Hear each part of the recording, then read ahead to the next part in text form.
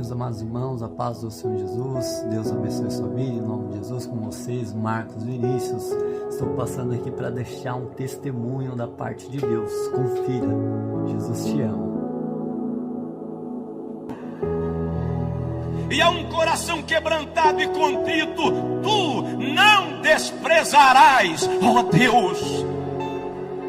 O vocábulo quebrantado ali vem do hebraico dakar e significa esmiuçar, fazer virar pó, anular. É o homem descer do pedestal, perder a pose, deixar de ser centro e se render à plenitude de Deus. Eu ouvi um dia um pregador dizer: levei Jeová no canto da parede. Quando ele terminou de pregar, eu falei com ele: você levou uma aranha. Jeová não vai ao canto da parede. Não vai. A Bíblia diz no Salmo 148 que ele chama as estrelas pelos nomes. A Bíblia diz em Isaías 40 que ele pesa os montes em balança penduradas em seu dedo. A Bíblia diz em Naum que as nuvens são a poeira dos seus pés. Em Jó 39, 27 ele diz assim: Jó, eu chamo os raios pelos nomes. Eles se apresentam a mim e dizem.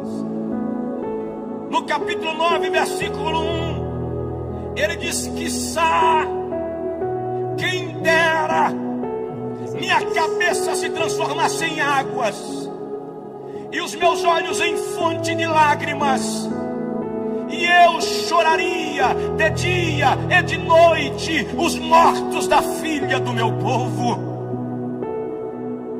Deus está em busca de alguém que chore. Deus está em busca de alguém que derrame lágrimas.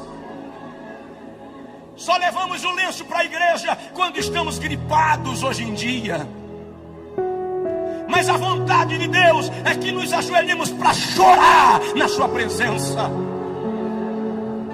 Em Ezequiel capítulo 9, Ezequiel teve uma visão. Ele viu homens armados entrando em Jerusalém. E Ezequiel ouviu quando o Senhor disse aos homens armados: matem homens e mulheres, velhos e crianças, não poupem ninguém.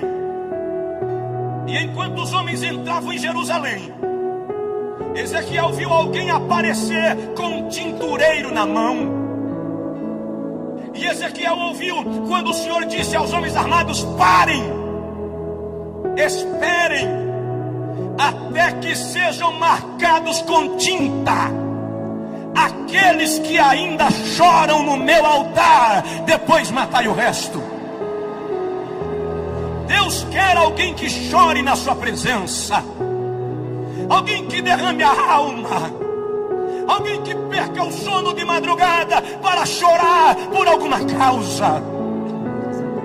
Deus está querendo alguém que, mais do que fazer graça, se quebrante perante Ele, que mais do que falar de si próprio, experimente seu poder. Você pode não ser um grande pregador, você pode não ser conhecido nem na tua igreja, mas se você chora, Deus conhece você, e isso é o que importa. Oh, aleluia! Está na hora de chorar. Diz aí para o irmão do seu lado: Deus está procurando quem chora.